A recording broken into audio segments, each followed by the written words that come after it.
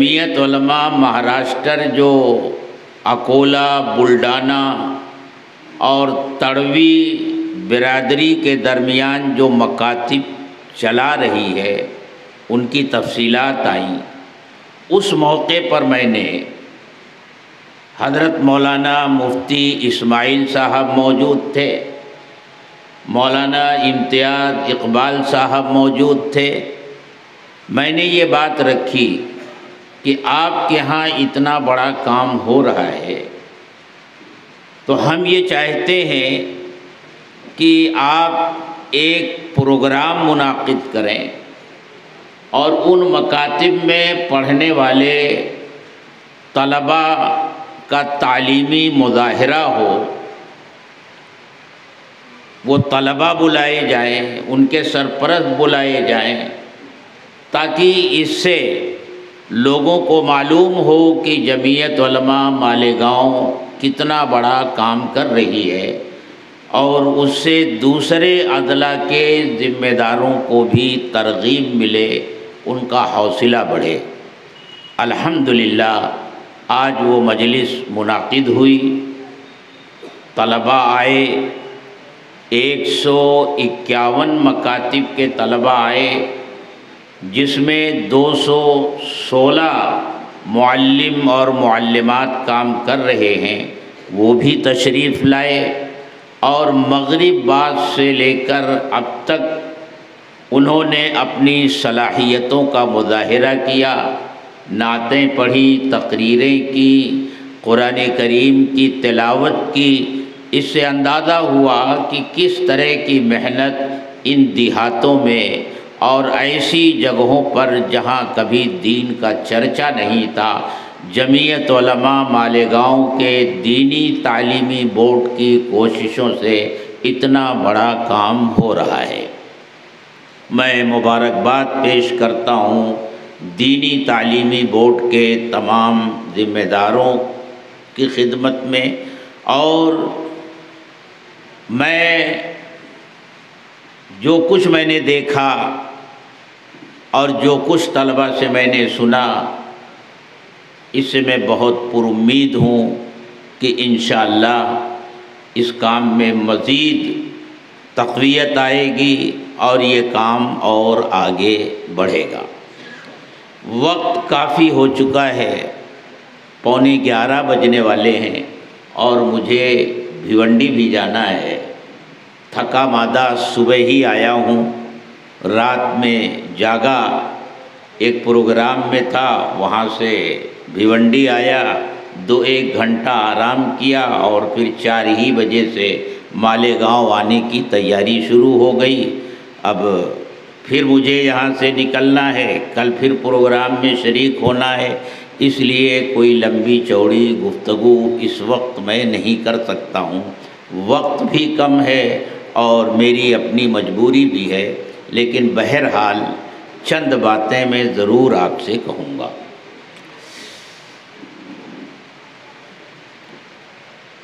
اس دنیا میں خیر اور شر ہمیشہ رہا ہے، اور خیر اور شر کے درمیان ہمیشہ آویزش رہی ہے۔ جب تک نبوت کا سلسلہ ختم نہیں ہوا تھا، جب شر بڑھتا تھا، فساد بڑھتا تھا،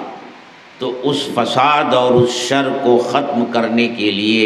اللہ تبارک و تعالی نبیوں کو بھیجتے تھے اور رسولوں کو بھیجتے تھے۔ لیکن سلسلے نبوت تو ختم ہو گیا، اب کوئی نبی آئے گا نہیں۔ اب ان بڑھتے ہوئے فساد اور بڑھتی ہوئی اس بیماری کا علاج کیسے ہوگا، شر کا مقابلہ کیسے ہوگا، تو اللہ کے رسول صلی اللہ علیہ وسلم نے اس دنیا سے تشریف لے جاتے ہوئے یہ ذمہ داری امت کے علماء کے کاندھوں پر ڈال دی کہ اب یہ ذمہ داری میری امت کے علماء نبھائیں گے، کہ جو کام نبیوں کا ہوتا تھا، جو کام رسولوں کا ہوتا تھا، اب وہ کام امت کے علماء کا ہوگا، اور اس دنیا میں آنے والے رسولوں اور نبیوں کی آپ تاریخ پڑھ لیجئے، ان کی زندگی پڑھ لیجئے کہ اس وقت اس دنیا میں جتنا بگاڑ ہے، جتنا فساد ہے، جس طرح کا شر پھیلا ہوا ہے، یقین جانیے اگر سلسلہ نبوت ختم نہ ہوا ہوتا تو کوئی نہ کوئی نبی، کوئی نہ کوئی رسول اس دنیا میں آتا اور امت کی اصلاح اس نبی کے ذریعے، آنے والی کتاب کے ذریعے ہوتی، لیکن سلسلہ نبوت ختم ہو چکا ہے، اب کوئی نئی کتاب آنے والی نہیں ہے، اور اللہ تعالیٰ نے یہ ذمہ داری اس امت کے علماء پر اور رسول اللہ نے اس امت کے علماء پر ڈال دی۔ آپ نے فرما دیا العلماء ورثۃ الانبیاء، اور پوری تاریخ اسلام پڑھ لیجئے، علماء امت نے اپنی جانوں پر کھیل کر ہمیشہ اپنی اس ذمہ داری کو نبھایا۔ ایک بڑے عالم گزرے ہیں شیخ ابو طالب مکی، جب معتزلہ کو عروج حاصل ہوا اور ان کو خلافت کی پشت پناہی بھی حاصل ہوئی تو معتزلہ کے مظالم بڑھ گئے اور خلیفہ کے کان بھر بھر کے علماء کو سزائیں دلوانی شروع کی۔ امام احمد ابن حنبل رحمۃ اللہ علیہ کو بھی اسی سلسلے میں گرفتار کیا گیا اور کوڑے لگائے گئے۔ وہ دور ہے، شیخ ابو طالب مکی ایک دن اپنے بیٹے سے کہتے ہیں کہ بیٹے، ہمیں اپنا فرض ادا کرنا ہوگا، حق بات خلیفہ سے کہنی ہوگی۔ بیٹے نے کہا ابا جان، خلیفہ تو اپنے محل میں رہتا ہے، آپ کی رسائی وہاں تک نہیں ہوگی، دربان اور محافظ تو آپ کو وہاں تک جانے نہیں دیں گے۔ انہوں نے کہا میرے ذہن میں ایک ترکیب آئی ہے، خلیفہ اپنے محل سے کبھی نکلے نہ نکلے لیکن جمعہ کے دن وہ ضرور نکلتا ہے، اور جامع مسجد میں جمعہ کی نماز پڑھنے کے لیے وہ آتا ہے۔ بیٹے ہم ایسا کرتے ہیں کہ ہم پہلے سے اس جامع مسجد میں پہنچتے ہیں اور اگلی صف میں اپنی جگہ لے لیتے ہیں۔ بیٹے نے کہا ابا جان اس کے بعد کیا ہوگا؟ کہا جب نماز ہو چکے گی تو تم کھڑے ہو کر کے یہ کہنا ماذا تقول یا شیخ فی مسئلۃ خلق القرآن، شیخ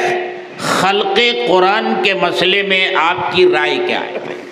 معتزلہ کا مذہب یہ تھا کہ قرآن بھی مخلوق ہے، اور علماء اہل سنت والجماعت کا متفقہ مذہب یہ ہے کہ قرآن مخلوق نہیں ہے، یہ تو اللہ کا کلام ہے، اور متکلم کا کلام متکلم کی صفت ہوا کرتی ہے، یہ مخلوق نہیں ہے۔ کہتے ہیں پھر کیا ہوگا؟ کہا کہ وہاں خلیفہ موجود ہوگا، میں کھڑے ہو کر کے خلق قرآن کے مسئلے پر تقریر کروں گا اور معتزلہ کے مذہب کی تردید کروں گا۔ بیٹے نے کہا ابا اس کے بعد کیا ہوگا؟ آپ تو گرفتار کر لیے جائیں گے، اور پھر آپ جانتے ہیں کہ خلیفہ اس مسئلے میں کتنا متشدد ہے، سخت سے سخت سزا آپ کو دی جائے گی۔ ارشاد فرمایا بیٹے جان ہی تو جائے گی، لیکن ہم اپنا فرض تو ادا کر دیں گے، اور کل قیامت کے دن کھڑے ہو کر کے یہ کہہ سکیں گے کہ اے اللہ ہم نے اپنا فرض اور ذمہ داری ادا کر دی تھی، اور اس راستے میں اپنی جان تیرے راستے میں نچھاور کر دی تھی۔ اس طرح علماء امت نے اٹھنے والے فتنوں کا مقابلہ کیا ہے۔ ہمارا ملک ہندوستان اس مسئلے میں بڑا خوش قسمت واقع ہوا ہے کہ اللہ نے ہمارے ملک میں ہر زمانے میں علماء ربانیین پیدا کیے ہیں، اور وہ علماء ربانیین ہر زمانے میں موجود رہے ہیں، اور انہوں نے ہر اٹھنے والے فتنے کا ڈٹ کر مقابلہ کیا ہے، اور ان فتنوں کی سرکوبی کی ہے، اور ان کو اپنی موت آپ مرنے پر مجبور کر دیا ہے۔ آپ غور کیجئے، جب اکبری فتنہ شروع ہوا، اکبر بادشاہ نے ایک نیا دین قائم کیا، دین الہی قائم کیا، اور اس کی مدد کرنے والے بھی دو پڑھے لکھے لوگ تھے، بڑے باصلاحیت تھے، دو بھائی تھے، ان لوگوں نے مدد کی، دین الہی قائم ہو گیا۔ اب اس دین الہی کے فتنے کو ختم کرنے کے لیے اللہ تعالیٰ نے حضرت مجدد الفسانی، شیخ احمد سرہندی، ان کے صاحبزادگان اور ان کے خلفاء کو کھڑا کیا، اور ان حضرات نے کوششیں شروع کی۔ ان کی کوششوں کا نتیجہ یہ نکلا کہ سلطنت مغلیہ کے جس تخت پر اکبر جیسا ملحد بیٹھتا تھا، ایک دن وہ آیا کہ اسی سلطنت کے تخت پر اللہ کا ولی اورنگزیب عالمگیر بیٹھا۔ اکبری فتنے کا مقابلہ کرنے کے لیے اللہ تعالیٰ نے شیخ احمد سرہندی کا انتخاب کیا۔ یہ فتنہ اپنی موت آپ مر گیا، آج وہ تاریخ کا حصہ ہے، لوگ اس کو پڑھتے ہیں کہ اکبر نے ایسا ایسا ایسا کیا تھا۔ پھر اورنگزیب عالمگیر رحمۃ اللہ علیہ کے بعد جب سلطنت مغلیہ کو زوال آیا، اور پھر 50 سال میں ہی اس کا پورا قلعہ مسمار ہو گیا،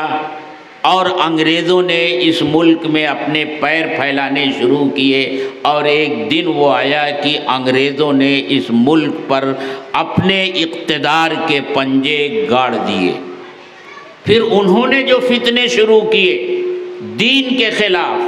اسلام کے خلاف، جو انہوں نے سازشیں کی، تو اللہ تعالیٰ نے اس کی سرکوبی کے لیے حضرت شاہ ولی اللہ محدث دہلوی رحمۃ اللہ علیہ کو کھڑا کیا۔ ان کے صاحبزادے شاہ عبدالعزیز محدث دہلوی رحمۃ اللہ علیہ، سید احمد شہید رحمۃ اللہ علیہ، حضرت اسماعیل شہید رحمۃ اللہ علیہ، ان حضرات نے ان فتنوں کا مقابلہ کیا، اور امت کے علماء کے ہاتھوں میں وہ نسخے کیمیا عطا کیا کہ اسی نسخے کیمیا کی مدد سے آگے چل کر حاجی امداد اللہ مہاجر مکی، قاسم نانوتوی، رشید احمد گنگوہی، حافظ ضامن شہید، اور پھر مولانا محمود حسن دیوبندی، اور مفتی کفایت اللہ، شیخ الاسلام حسین احمد مدنی، مولانا اشرف علی تھانوی،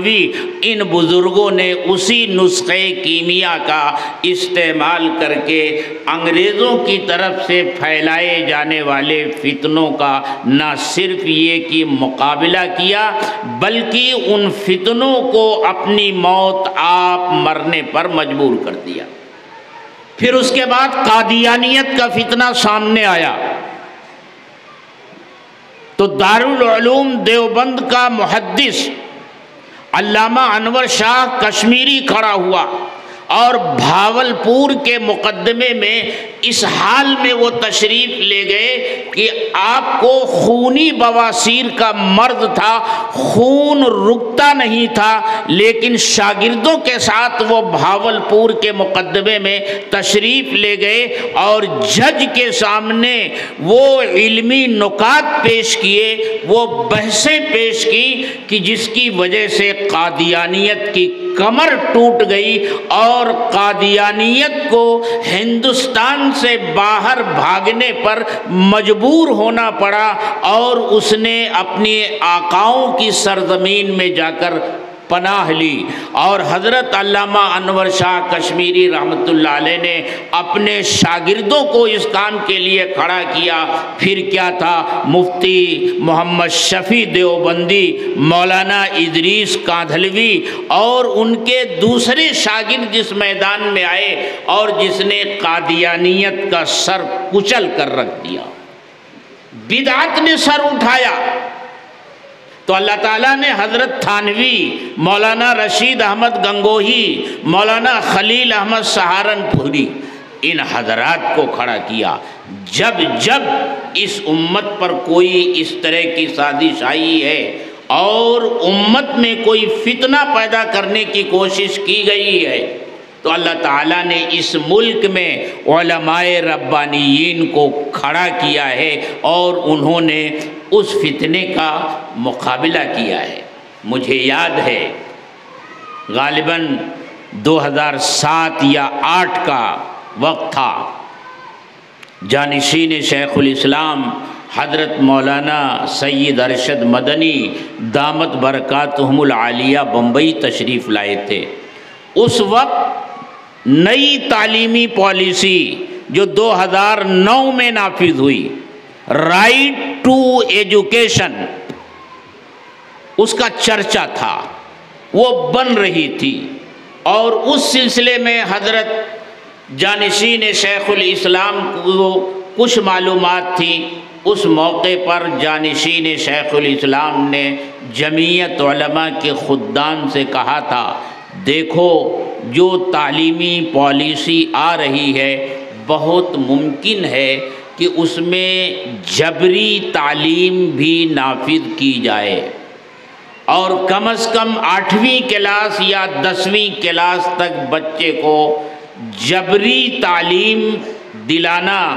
ہوگا، اسے اسکول بھیجنا ہوگا، اور یہی عمر بچوں کے حافظ بننے کی ہوتی ہے، ان کی دینی تعلیم کی عمر ہوتی ہے، دینی تربیت کی عمر ہوتی ہے۔ اس لیے فرمایا تھا مدرسے والوں اس سلسلے میں سوچو،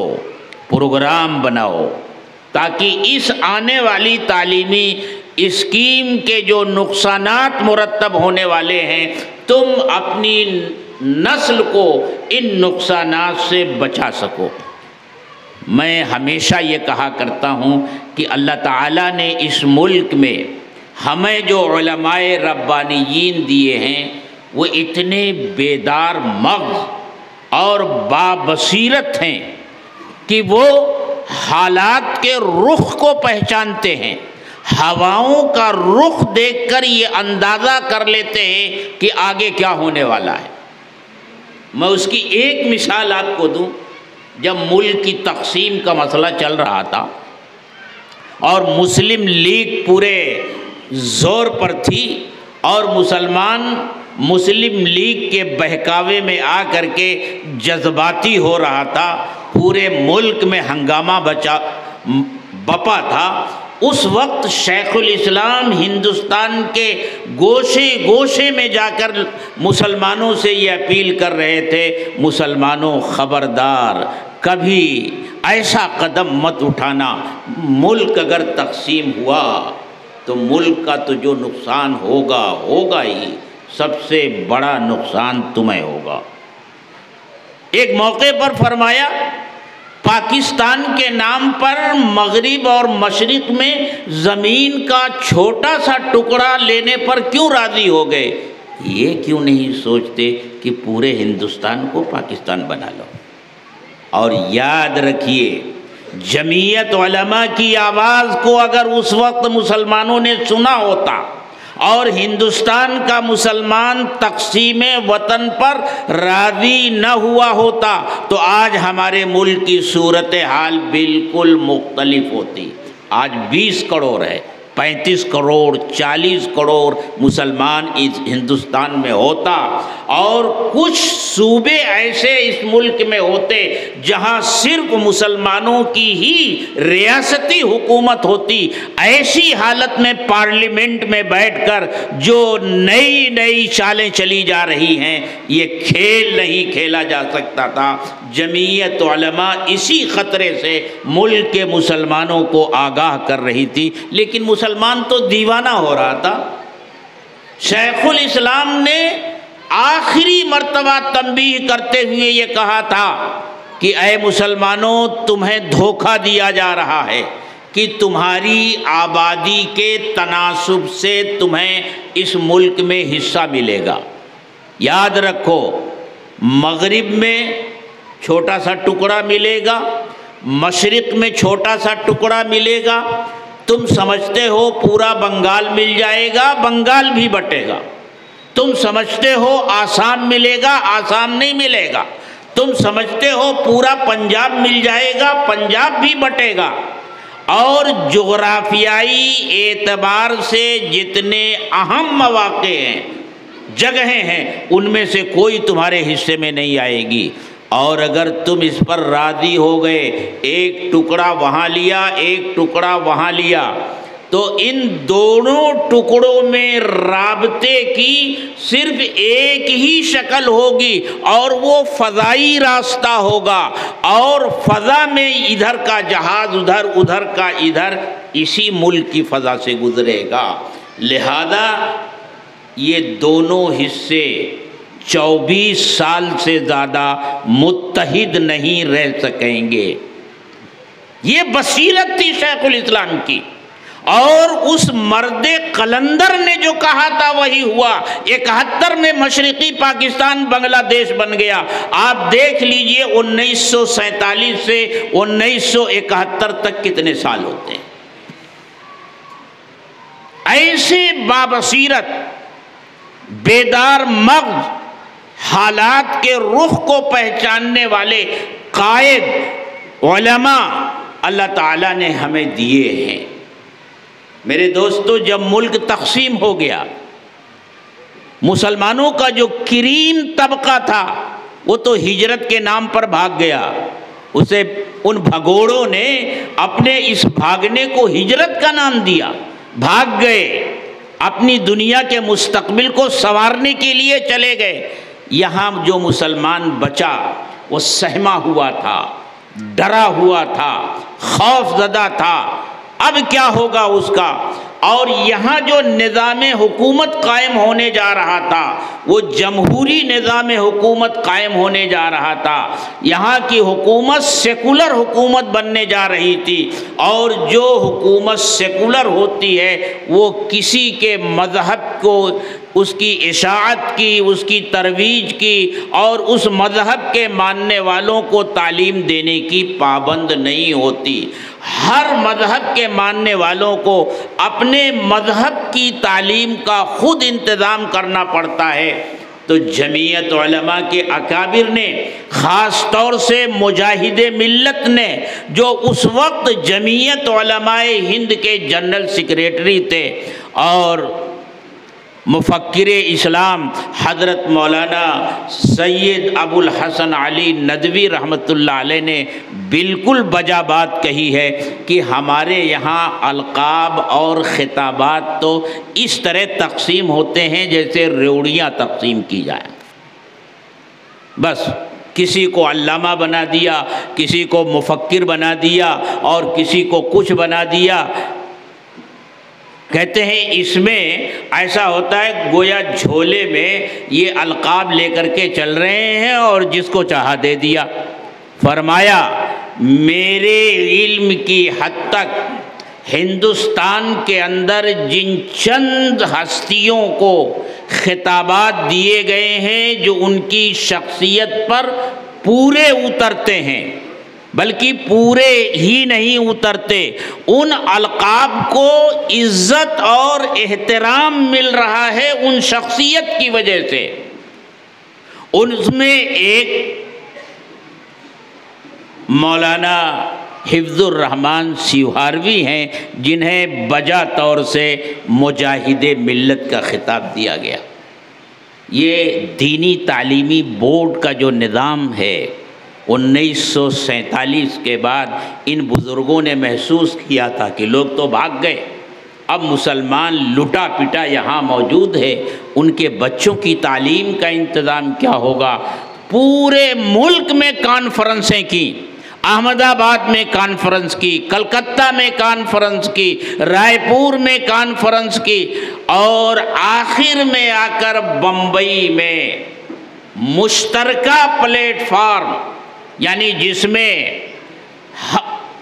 ملت اسلامیہ کے ہر طبقے کی نمائندگی تھی، یہاں تک کہ اس میں شیعہ بھی تھے، اس میں بوہرا بھی تھے، اس میں خوجہ بھی تھے، سب کی موجودگی میں یہ فیصلہ ہوا کہ پورے ملک میں مکاتب دینیہ کا جال بچھایا جائے، اور اس کے لیے جمعیت علماء کے اس وقت کے اہم ذمہ دار مولانا محمد میاں دیوبندی رحمۃ اللہ علیہ کو یہ ذمہ داری دی گئی کہ آپ اس کے لیے نصاب تیار کریں۔ مولانا محمد میاں صاحب نے دینی تعلیمی رسالہ کے نام سے 12 رسالے لکھے، آج بھی وہ موجود ہیں۔ یہ جمعیت علماء کا نظام ہے، یہ چلتا رہا، لیکن پھر جب مدرسوں کی بہتات ہو گئی اور مدرسے چپے چپے میں قائم ہو گئے،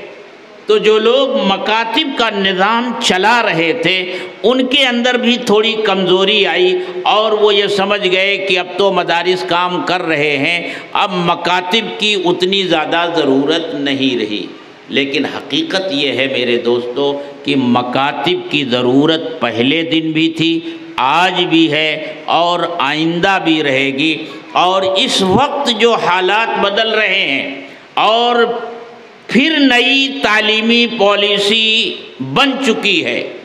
جو 2030 تک مکمل طور سے ملک میں نافذ ہو جائے گی، جس میں اس تعلیمی پالیسی کا بھگوا کرن ہو چکا ہے۔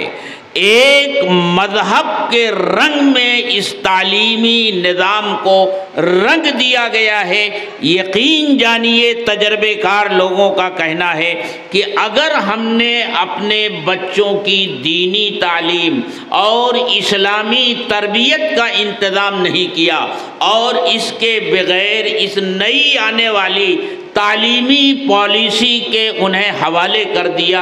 تو یہ بچے 20 سال کے بعد جو ہمارے سامنے آئیں گے، کہنے کو تو وہ عبد الرحمن ہوں گے، عبداللہ ہوں گے، لیکن ذہنی طور سے اور فکری طور سے وہ ان کا اعتماد اور ان کا یقین اسلام کے اوپر سے اٹھ چکا ہوگا۔ اس لیے اس وقت ہمارے بزرگوں کے دلوں کی ایک آواز ہے، ایک تو یہ کہ مکاتب دینیہ کا پورا جال پورے ملک میں پھیلاؤ، جس بستی میں چند گھر مسلمانوں کے ہیں وہاں بھی مکاتب قائم کرو، پورا جال پھیلا دو۔ اور وہ کہتے ہیں دیکھو ابھی یہ جو بچے کہہ رہے تھے نا بھئی رزق کون دیتا ہے، تو دوسرا جواب دے رہا تھا هو الرزاق، اللہ رزق دیتا ہے۔ پیدا کون کرتا ہے، وہ کہہ رہا تھا هو الخالق، اللہ پیدا کرنے والا ہے۔ یہ چھوٹی چھوٹی باتیں آج جو ان معصوم بچوں کے ذہنوں میں ڈالی جا رہی ہیں، آپ انہیں معمولی مت سمجھیے، یہ معمولی نہیں ہے، یہ وہ پتھر کی لکیریں ہیں جو ان بچوں کے سادہ ذہن پر نقش کی جا رہی ہیں۔ آج اگر ان کے ذہن میں یہ بٹھا دیا گیا رزق دینے والا اللہ ہے، مالک اللہ ہے، خالق اللہ ہے، پیدا کرنے والا اللہ ہے، عزت دینے والا اللہ ہے، ذلت دینے والا اللہ ہے، قادر مطلق اللہ ہے، اس کی قدرت کے سامنے کسی کی قدرت اور طاقت نہیں، تو یہ چیز اگر ان ذہنوں میں بیٹھ گئی تو انشاءاللہ دنیا کی کوئی طاقت ان کے دل و دماغ سے اللہ کی عظمت کو کھرچ نہیں سکتی، وہ عظمت ان کے دلوں میں باقی رہے گی۔ تو یہ بڑا کام ہو رہا ہے مکاتب میں، معمولی مت سمجھیے۔ ہم لوگ یہ سمجھتے ہیں کہ کسی مدرسے میں 150 بچے حافظ قرآن ہو گئے، بہت بڑا کام ہو گیا۔ جہاں دور حدیث کی تعلیم ہو رہی ہے وہاں بچے فارغ ہوئے، بڑا کام ہو رہا ہے۔ بنیادی کام تو ان مکتبوں میں ہو رہا ہے، کیونکہ جو عبارت علم کی اٹھائی جاتی ہے، ایک عالم فارغ ہوتا ہے اور اس کے سر پر دستار باندھی جاتی ہے، اس کی بنیاد کہاں پڑتی ہے؟ انہی مکتبوں میں پڑتی ہے۔ بنیاد جب مضبوط ہوتی ہے تو اس پر تعمیر ہونے والی عمارت بھی مضبوط ہوتی ہے، بنیاد اگر کمزور ہوتی ہے تو اس پر تعمیر ہونے والی عمارت بھی پائیدار نہیں ہوتی۔ آج ہمیں نظر نہیں آ رہا ہے، یہ تو حقیقت ہے کہ بنیاد میں جو پتھر رکھا جاتا ہے وہ نظر نہیں آتا، اوپر عمارت ضرور نظر آتی ہے لیکن بنیاد میں رکھا جانے والا پتھر نظر نہیں آتا۔ مکتب کی یہ تعلیم چھوٹے چھوٹے جملوں میں اہم عقیدے اپنے بچوں کے ذہن میں ڈال دینا، اللہ کی ذات کا تعارف کرا دینا، اللہ کی صفات کا تعارف کرا دینا، ایمان مجمل کی صورت میں، ایمان مفصل کے صورت میں تمام عقائد اپنے بچوں کے ذہن میں محفوظ کر دینا، یہ کوئی معمولی کام نہیں ہے میرے دوستو، بہت بڑا کام ہے، اور یہ کام مزید بڑھنا چاہیے اور مکاتب کا سلسلہ چلتے رہنا چاہیے۔ میں نے ایک حدیث پڑھی ہے، لا یزال من امتی امت قائمۃ بامر اللہ، میری امت میں ہمیشہ ایک ایسی جماعت باقی رہے گی جو حق پر قائم رہے گی، لا یضرہم من خذلہم ولا من خالفہم، جو لوگ ان کے تعاون سے اپنا ہاتھ کھینچ لیں گے یا جو لوگ ان کی مخالفت کریں گے تو تعاون سے ہاتھ کھینچ لینا اور ان کی مخالفت کرنے سے ان کو کوئی نقصان نہیں ہوگا۔ ہمارے ملک میں ہمیشہ یہ جماعت موجود رہی ہے اور انشاءاللہ ہمارے ملک میں یہ جماعت موجود رہے گی، بس شرط یہ ہے کہ ہم ان کی آواز پر لبیک کہنے والے بن جائیں۔ دو پیغام ہے ہمارے بزرگوں کا، مکاتب کا جال پھیلا دو، کوئی بچہ ایسا نہ رہے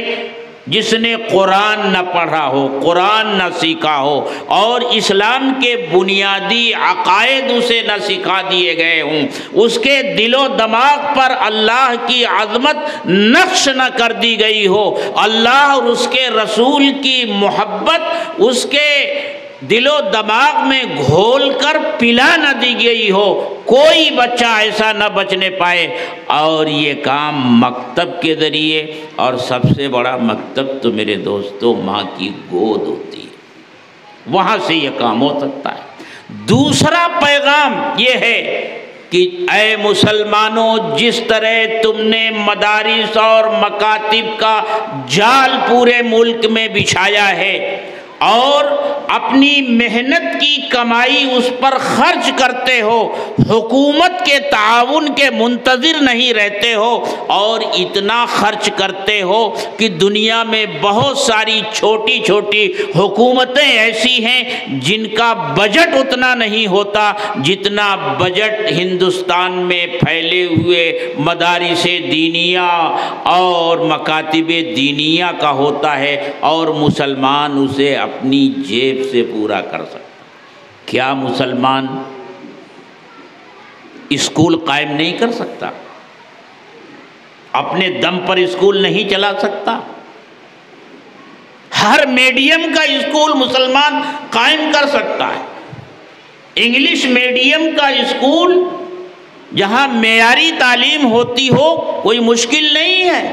اللہ نے ذرائع اور وسائل اتنے مسلمانوں کو دیے ہیں، پھر اپنے بچے کے ایمان اور بچی کے ایمان کو خطرے میں ڈال کر مشنری اسکولوں کے حوالے کیوں کرتے ہو؟ اسی لیے نا کہ وہاں انگلش میں تعلیم ہوتی ہے۔